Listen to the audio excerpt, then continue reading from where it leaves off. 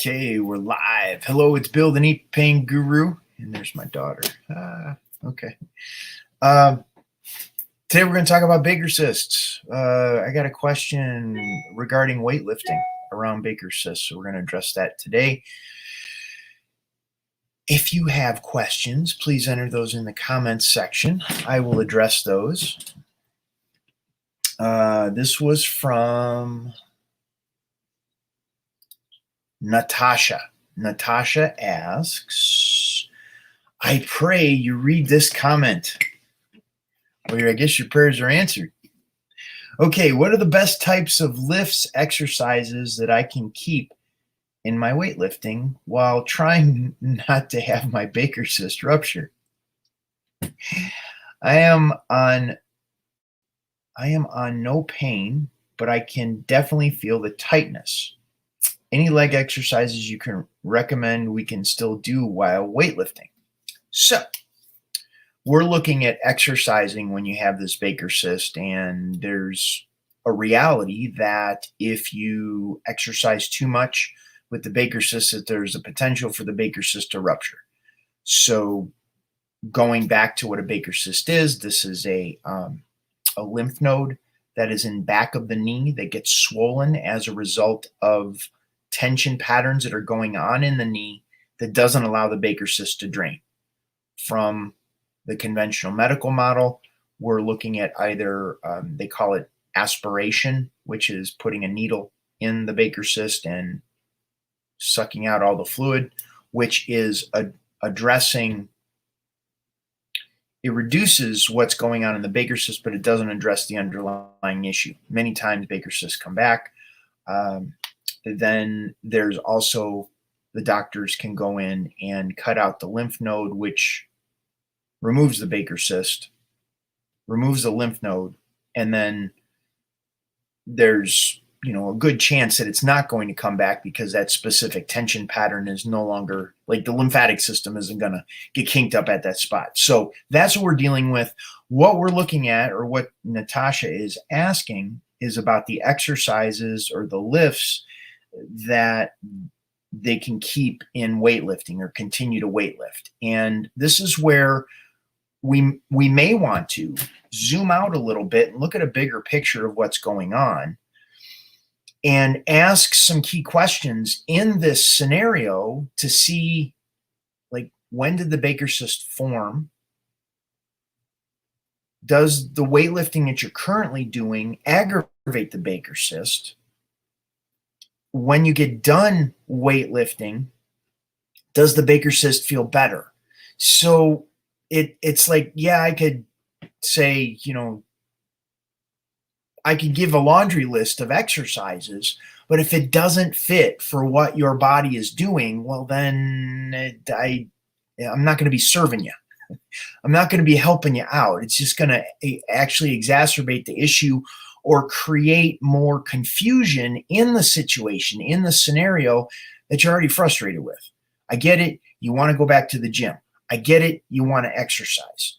However, throwing more into the equation, it does not create for clarity in your strategy to make sure the Baker's cyst goes away and you continue exercising the way you want.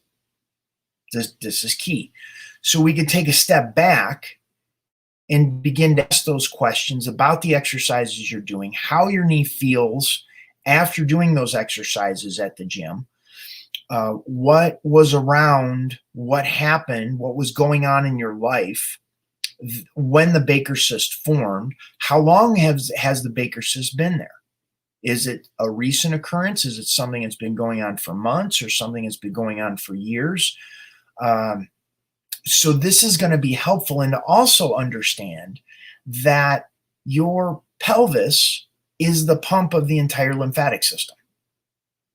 So when there is a cyst that forms in some part of your body, Baker's cyst in this case, we need to look at how the pelvis, which moves the lymph around your body whenever you stand, you sit, you walk, you lie down. Anytime you move, that pump from your pelvis is what's moving the lymph around your body. Well, now we got this kink in the back of the knee.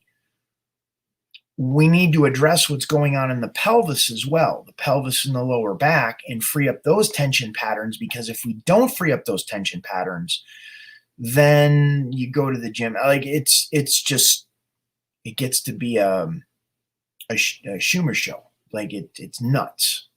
So we don't want to make the situation worse. And sometimes if we stop, we just stop what's going on, take inventory of what's going on, take a step back, and then figure out, well, what is the end goal that you like, and how are we going to navigate and negotiate in the most direct way possible to get you the results that you're looking for. We got a few people online here. If you have questions, please type those in the comments section. I'll be happy to address those.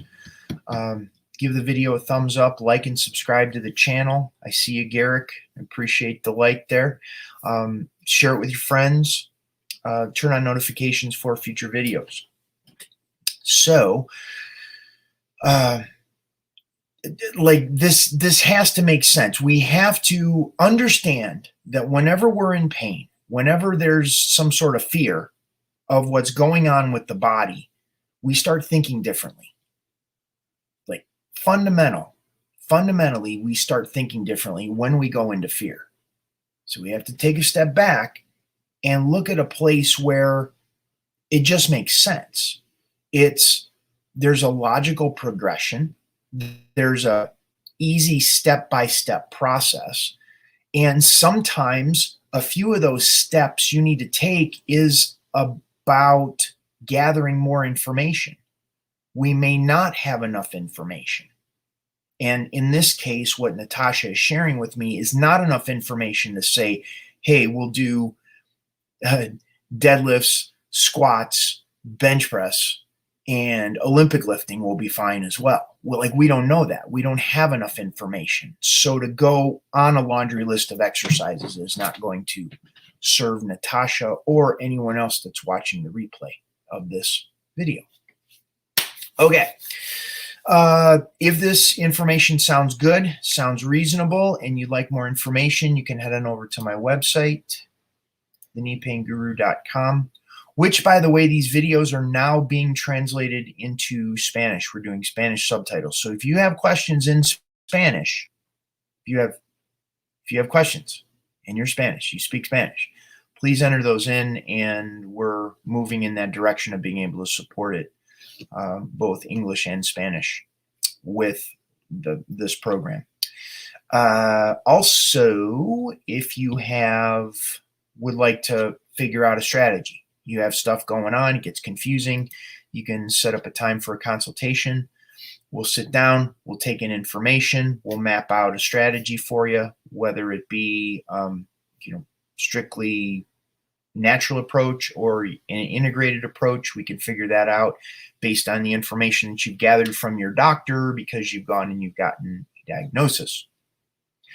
Anyhow, and then the last one is my group coaching program, Knee Club. That is, we meet twice a week in a Zoom call. There's a private Facebook group. Calls are recorded in case you can't make it, and we answer all your questions, and I point you to specific videos in a members area of my website that will begin getting you relief in your knee today. We've mapped that out, so there's several hundred videos. So based on where you're telling me, so like for Natasha, she's got a Baker cyst. We would begin working with modules 1, 2, and 40 in the pain pattern interrupt section, because that specifically is going to begin addressing the tension pattern behind the knee. There's tends to be what is known as a femur override, femur overriding the tibia in the lower part of the leg, which makes it more painful in the back of the knee and creates like the kink in back of the knee where it swells up.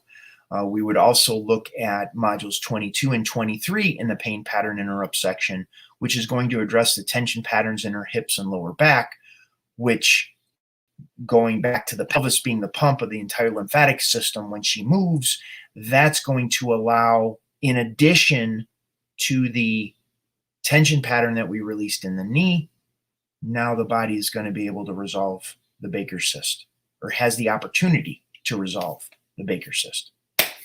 Okay, so that's what we do in Knee Club. I point that out. You try that. On the other side of that, we're going to see what you notice, how the pain moves, how the pain changes, what happens with the Baker's cyst, all that kind of stuff. Okay. Anyhow, I don't have any questions. There weren't any questions that came in. We're going to wrap it up for now. I thank you all for being here. Good to see you, Garrick. This is Bill Paravano, the Knee Pain Guru. Going to sign off for today. Have a wonderful day, and I will see you on tomorrow's video.